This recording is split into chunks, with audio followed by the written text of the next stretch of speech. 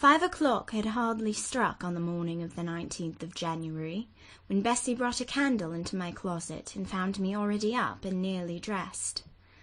I had risen half an hour before her entrance, and had washed my face and put on my clothes by the light of a half-moon just setting, whose rays streamed through the narrow window near my crib. I was to leave Gateshead that day by a coach which passed the lodge gates at 6 a.m. Bessie was the only person yet risen. She had lit a fire in the nursery, where she now proceeded to make my breakfast. Few children can eat when excited with the thoughts of a journey, nor could I. Bessie, having pressed me in vain to take a few spoonfuls of the boiled milk and bread she had prepared for me, wrapped up some biscuits in a paper and put them into my bag. Then she helped me on with my pelisse and bonnet, and wrapping herself in a shawl, she and I left the nursery. As we passed Mrs. Reed's bedroom, she said, "Will you go in and bid Mrs. good-bye?" "No, Bessie. She came to my crib last night when you were gone down to supper, and said I need not disturb her in the morning, or my cousins either, and she told me to remember that she had always been my best friend, and to speak of her and be grateful to her accordingly." "What did you say, miss?" "Nothing. I covered my face with the bedclothes and turned from her to the wall." "That was wrong, Miss Jane." "It was quite right, Bessie. Your missus has not been my friend. She has been my foe." "Oh, Miss Jane, don't say so." "Goodbye to Gateshead," cried I, as we passed through the hall and went out at the front door. The moon was set, and it was very dark. Bessie carried a lantern, whose light glanced on wet steps and gravel roads sodden by a recent thaw. Raw and chill was the winter morning. My teeth chattered as I hastened down the drive. There was a light in the porter's lodge. When we reached it, we found the porter's wife just kindling her fire. My trunk, which had been carried down the evening before, stood corded at the door. It wanted but a few minutes of 6, and shortly after that hour had struck, the distant roll of wheels announced the coming coach.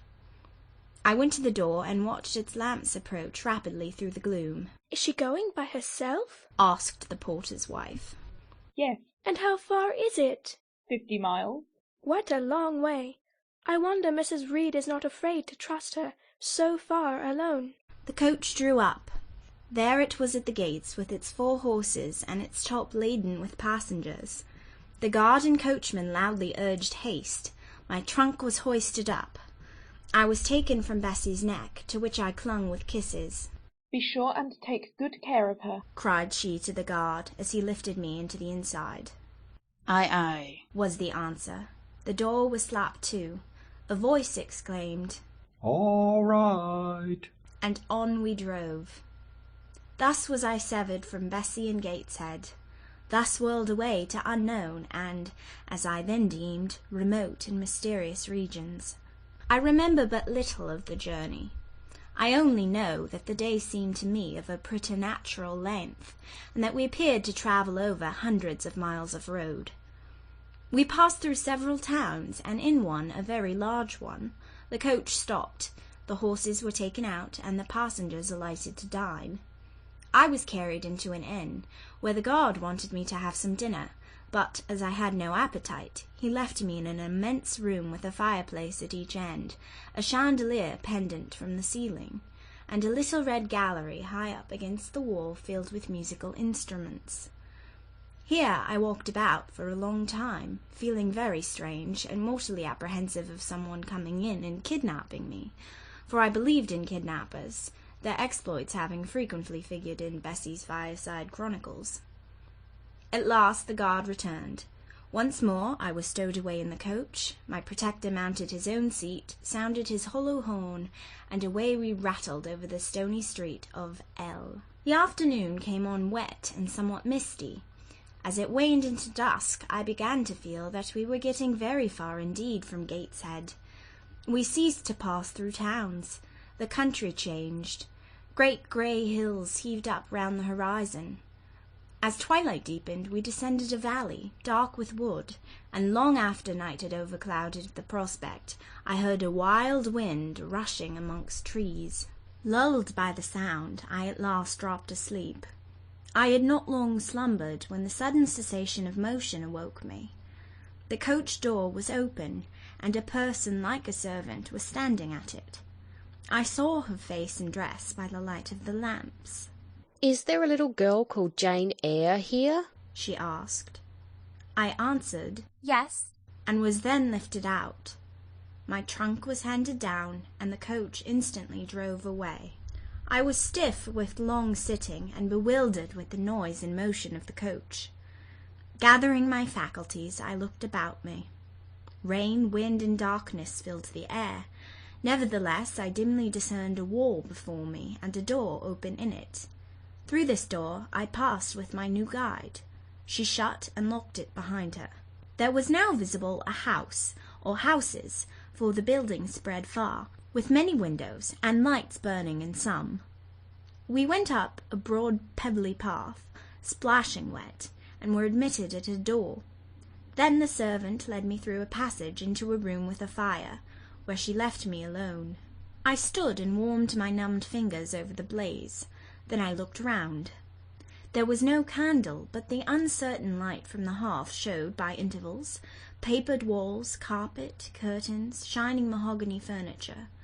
It was a parlour, not so spacious or splendid as the drawing-room at Gateshead, but comfortable enough. I was puzzling to make out the subject of a picture on the wall, when the door opened, and an individual carrying a light entered. Another followed close behind. The first was a tall lady with dark hair, dark eyes, and a pale and large forehead. Her figure was partly enveloped in a shawl, her countenance was grave, her bearing erect. "The child is very young to be sent alone," said she, putting her candle down on the table. She considered me attentively for a minute or two, then further added, "She had better be put to bed soon. She looks tired. Are you tired?" she asked, placing her hand on my shoulder. A little, ma'am. "And hungry too, no doubt. Let her have some supper before she goes to bed, Miss Miller. Is this the first time you have left your parents to come to school, my little girl?" I explained to her that I had no parents. She inquired how long they had been dead, then how old I was, what was my name, whether I could read, write, and sew a little. Then she touched my cheek gently with her forefinger, and saying, "She hoped I should be a good child," dismissed me, along with Miss Miller. The lady I had left might be about 29. The one who went with me appeared some years younger. The first impressed me by her voice, look, and air. Miss Miller was more ordinary, ruddy in complexion, though of a careworn countenance, hurried in gait and action, like one who had always a multiplicity of tasks on hand. She looked, indeed, what I afterwards found she really was, an under-teacher. Led by her, I passed from compartment to compartment, from passage to passage, of a large and irregular building, till, emerging from the total and somewhat dreary silence pervading that portion of the house we had traversed, we came upon the hum of many voices, and presently entered a wide long room, with great deal tables, 2 at each end, on each of which burnt a pair of candles, and seated all round on benches a congregation of girls of every age, from 9 or 10 to 20. Seen by the dim light of the dips, their number to me appeared countless, though not in reality exceeding 80. They were uniformly dressed in brown stuff frocks of quaint fashion, and long holland pinafores. It was the hour of study. They were engaged in conning over their tomorrow's task, and the hum I had heard was the combined result of their whispered repetitions. Miss Miller signed to me to sit on a bench near the door. Then walking up to the top of the long room, she cried out, "Monitors, collect the lesson books and put them away." 4 tall girls arose from different tables and, going round, gathered the books and removed them. Miss Miller again gave the word of command. "Monitors, fetch the supper trays." The tall girls went out and returned presently, each bearing a tray with portions of something, I knew not what, arranged thereon, and a pitcher of water and mug in the middle of each tray. The portions were handed round. Those who liked took a draught of the water, the mug being common to all. When it came to my turn, I drank, for I was thirsty, but did not touch the food, excitement and fatigue rendering me incapable of eating. I now saw, however, that it was a thin oaten cake shared into fragments. The meal over, prayers were read by Miss Miller, and the classes filed off, 2 and 2 upstairs. Overpowered by this time with weariness, I scarcely noticed what sort of a place the bedroom was, except that, like the schoolroom, I saw it was very long. Tonight I was to be Miss Miller's bedfellow. She helped me to undress. When laid down, I glanced at the long rows of beds, each of which was quickly filled with 2 occupants. In 10 minutes the single light was extinguished, and amid silence and complete darkness I fell asleep. The night passed rapidly. I was too tired even to dream. I only once woke to hear the wind rave in furious gusts, and the rain fall in torrents, and to be sensible that Miss Miller had taken her place by my side. When I again unclosed my eyes, a loud bell was ringing. The girls were up and dressing. Day had not yet begun to dawn, and a rushlight or 2 burned in the room. I too rose reluctantly. It was bitter cold, and I dressed as well as I could for shivering, and washed when there was a basin at liberty, which did not occur soon, as there was but 1 basin to 6 girls on the stands down the middle of the room. Again the bell rang. All formed in file, 2 and 2, and in that order descended the stairs and entered the cold and dimly lit schoolroom. Here prayers were read by Miss Miller.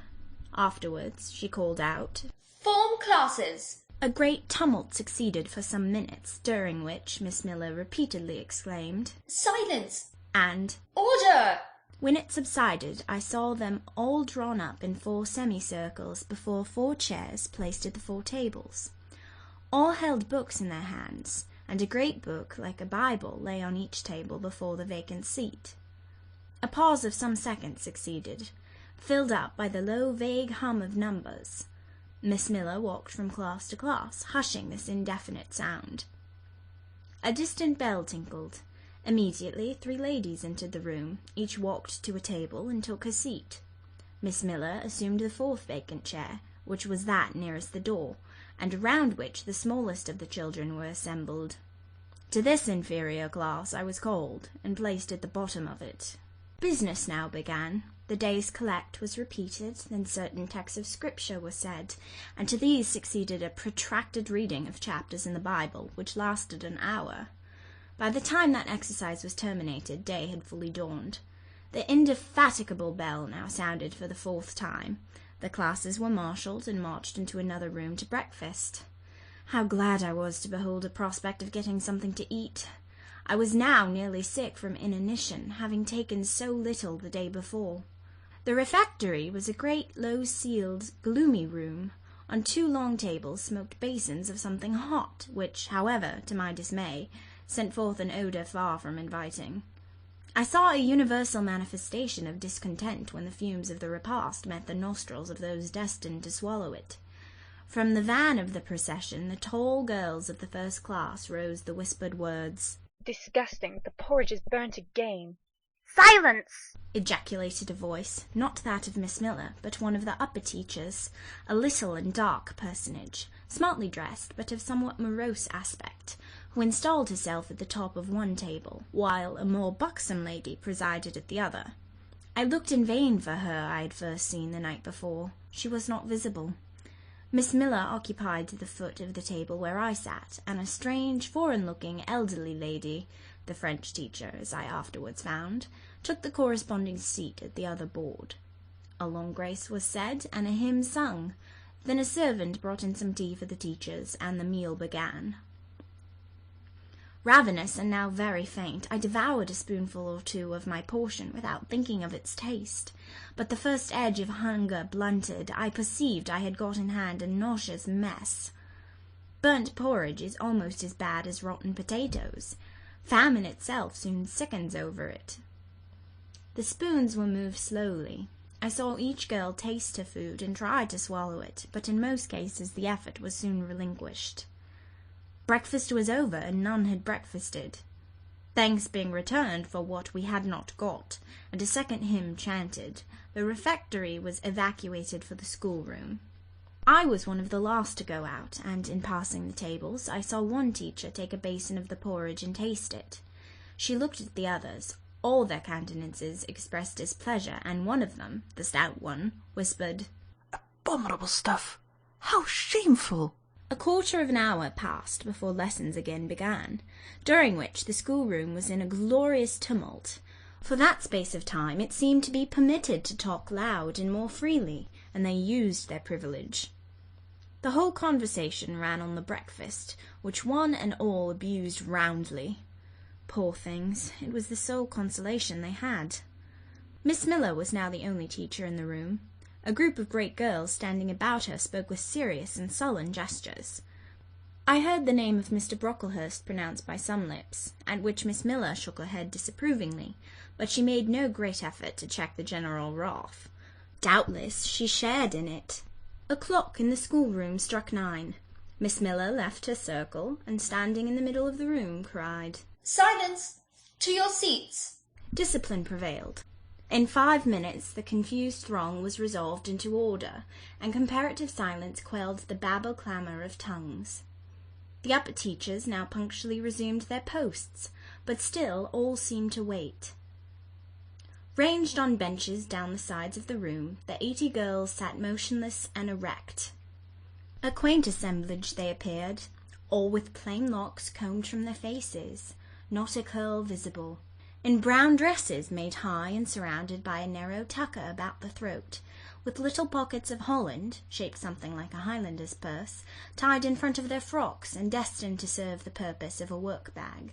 All too wearing woolen stockings and country-made shoes, fastened with brass buckles. Above 20 of those clad in this costume were full-grown girls, or rather young women. It suited them ill, and gave an air of oddity even to the prettiest.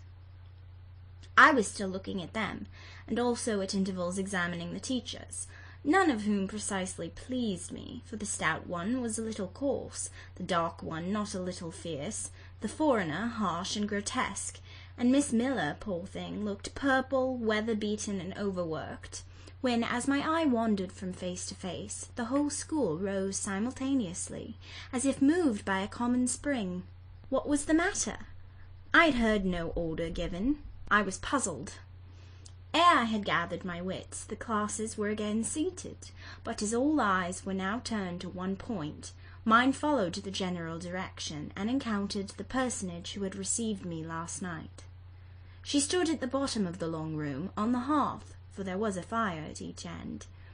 She surveyed the 2 rows of girls silently and gravely. Miss Miller, approaching, seemed to ask her a question, and having received her answer, went back to her place and said aloud, "Monitor of the first class, fetch the globes." While the direction was being executed, the lady consulted moved slowly up the room. I suppose I have a considerable organ of veneration, for I retain yet the sense of admiring awe with which my eyes traced her steps. Seen now, in broad daylight, she looked tall, fair, and shapely. Brown eyes with a benignant light in their irids, and a fine pencilling of long lashes round, relieved the whiteness of her large front.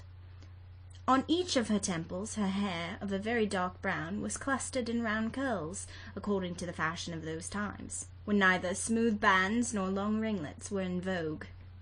Her dress, also in the mode of the day, was of purple cloth, relieved by a sort of Spanish trimming of black velvet. A gold watch, watches were not so common then as now, shone at her girdle. Let the reader add, to complete the picture, refined features, a complexion, if pale, clear, and a stately air and carriage, and he will have, at least as clearly as words can give it, a correct idea of the exterior of Miss Temple. Maria Temple, as I afterwards saw the name written in a prayer book entrusted to me to carry to church. The superintendent of Lowood, for such was this lady, having taken her seat before a pair of globes placed on one of the tables, summoned the first class round her, and commenced giving a lesson on geography. The lower classes were called by the teachers. Repetitions in history, grammar, etc., went on for an hour. Writing and arithmetic succeeded, and music lessons were given by Miss Temple to some of the elder girls. The duration of each lesson was measured by the clock, which at last struck 12. The superintendent rose. "I have a word to address to the pupils," said she. The tumult of cessation from lessons was already breaking forth, but it sank at her voice. She went on, "You had this morning a breakfast which you could not eat. You must be hungry. I have ordered that a lunch of bread and cheese shall be served to all." The teachers looked at her with a sort of surprise. "It is to be done on my responsibility," she added in an explanatory tone to them, and immediately afterwards left the room. The bread and cheese were presently brought in and distributed, to the high delight and refreshment of the whole school. The order was now given, "To the garden." Each put on a coarse straw bonnet, with strings of coloured calico, and a cloak of grey frieze. I was similarly equipped, and, following the stream, I made my way into the open air. The garden was a wide enclosure, surrounded with walls so high as to exclude every glimpse of prospect. A covered veranda ran down one side, and broad walks bordered a middle space divided into scores of little beds. These beds were assigned as gardens for the pupils to cultivate, and each bed had an owner. When full of flowers, they would doubtless look pretty, but now, at the latter end of January, all was wintry blight and brown decay. I shuddered as I stood and looked round me. It was an inclement day for outdoor exercise, not positively rainy, but darkened by a drizzling yellow fog. All underfoot was still soaking wet with the floods of yesterday. The stronger among the girls ran about and engaged in active games, but sundry pale and thin ones herded together for shelter and warmth in the veranda, and amongst these, as the dense mist penetrated to the shivering frames, I heard frequently the sound of a hollow cough. As yet I had spoken to no one, nor did anybody seem to take notice of me. I stood lonely enough, but to that feeling of isolation I was accustomed. It did not oppress me much. I leant against a pillar of the veranda, drew my grey mantle close about me, and, trying to forget the cold which nipped me without, and the unsatisfied hunger which gnawed me within, delivered myself up to the employment of watching and thinking. My reflections were too undefined and fragmentary to merit record. I hardly yet knew where I was. Gateshead and my past life seemed floated away to an immeasurable distance. The present was vague and strange, and of the future I could form no conjecture. I looked round the convent-like garden, and then up at the house, a large building, half of which seemed grey and old, the other half quite new. The new part, containing the schoolroom and dormitory, was lit by mullioned and latticed windows, which gave it a church-like aspect. A stone tablet over the door bore this inscription: Lowood Institution. This portion was rebuilt A.D. by Naomi Brocklehurst of Brocklehurst Hall in this county. Let your light so shine before men that they may see your good works and glorify your Father which is in heaven. St. Matthew, verse 16. I read these words over and over again. I felt that an explanation belonged to them, and was unable fully to penetrate their import. I was still pondering the significance of institution, and endeavouring to make out a connection between the first words and the verse of Scripture, when the sound of a cough close behind me made me turn my head. I saw a girl sitting on a stone bench near. She was bent over a book, on the perusal of which she seemed intent. From where I stood I could see the title. It was Rasselas, a name that struck me as strange and consequently attractive. In turning a leaf she happened to look up, and I said to her directly, "Is your book interesting?" I had already formed the intention of asking her to lend it to me some day. "I like it," she answered, after a pause of a second or two, during which she examined me. "What is it about?" I continued. I hardly know where I found the hardihood thus to open a conversation with a stranger. The step was contrary to my nature and habits, but I think her occupation touched a chord of sympathy somewhere, for I too liked reading, though of a frivolous and childish kind. I could not digest or comprehend the serious or substantial. "You may look at it," replied the girl, offering me the book. I did so. A brief examination convinced me that the contents were less taking than the title. Rasselas looked dull to my trifling taste. I saw nothing about fairies, nothing about genii. No bright variety seemed spread over the closely printed pages. I returned it to her, She received it quietly, and without saying anything she was about to relapse into her former studious mood. Again I ventured to disturb her. Can you tell me what the writing on that stone over the door means? What is Lowood Institution? This house where you all come to live. And why do they call it institution? Is it in any way different from other schools? It's partly a charter school. You and I and all the rest of us are charter children. I suppose you're an orphan, and knows either your father or your mother did. Both died before I can remember. Well, all the girls here have lost either one or both parents, and this is called an institution for educating orphans. Do we pay no money? Do they keep us for nothing? We pay, or our friends pay, £15 a year for each. Then why do they call us charity children? Because £15 is not enough for board and teaching, and the deficiency is supplied by subscription. Who subscribes? Different benevolent-minded ladies and gentlemen in this neighbourhood, and in London. Who was Naomi Brocklehurst? The lady who built the new part of this house has that tablet records, and whose son overlooks and directs everything here. Why? Because he is treasurer and manager of the establishment. Then this house does not belong to that tall lady who wears a watch, and who said we were to have some bread and cheese? To Miss Temple? Oh, no. I wish it did. She has to answer Mr. Brocklehurst for all she does. Mr. Brocklehurst buys all our food and all our clothes. Does he live here? No, 2 miles off, a large hall. Is he a good man? He is a clergyman, and he's said to do a great deal of good. Did you say that tall lady was called Miss Temple? Yes. And what are the other teachers called? The one with red cheeks is called Miss Smith. She attends to the work and cut out, for we make our own clothes, our frocks and pelisses, and everything. Little one with black hair is Miss Scatcherd. She teaches history and grammar, and here's the second class repetitions, and the one who wears a shawl, and has a pocket handkerchief tied to his side with a yellow ribbon, is Madame Pirot. She comes from Lille in France, and teaches French. Do you like the teachers? Well enough. Do you like the little black one, and the Madame? I cannot pronounce her name as you do. Miss Scatcherd is hasty. You must take care not to offend her. Madame Pirot is not that sort of person. But Miss Temple is the best, isn't she? Miss Temple is very good and very clever. She is above the rest, because she knows far more than they do. Have you been long here? 2 years. Are you an orphan? My mother is dead. Are you happy here? You ask rather too many questions. I have given you answers enough at the present.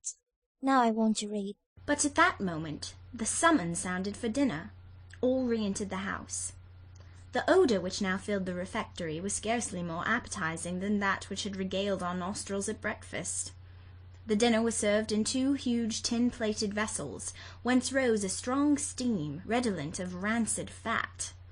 I found the mess to consist of indifferent potatoes and strange shreds of rusty meat, mixed and cooked together. Of this preparation, a tolerably abundant plateful was apportioned to each pupil. I ate what I could, and wondered within myself whether every day's fare would be like this. After dinner we immediately adjourned to the schoolroom. Lessons recommenced, and were continued till 5 o'clock. The only marked event of the afternoon was that I saw the girl with whom I had conversed in the veranda dismissed in disgrace by Miss Scatcherd from a history class, and sent to stand in the middle of the large schoolroom. The punishment seemed to me in a high degree ignominious, especially for so great a girl.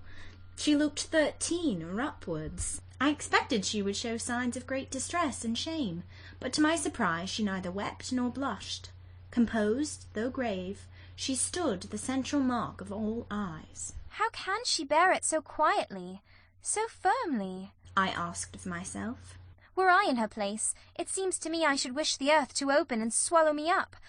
She looks as if she were thinking of something beyond her punishment, beyond her situation, of something not round her nor before her. I have heard of daydreams. Is she in a daydream now? Her eyes are fixed on the floor, but I am sure they do not see it. Her sight seems turned in, gone down into her heart. She is looking at what she can remember, I believe, not at what is really present. I wonder what sort of a girl she is, whether good or naughty. Soon after 5 p.m. we had another meal, consisting of a small mug of coffee and half a slice of brown bread. I devoured my bread and drank my coffee with relish, but I should have been glad of as much more. I was still hungry. Half an hour's recreation succeeded, then study, then the glass of water and the piece of oat cake, prayers and bed. Such was my first day at Lowood.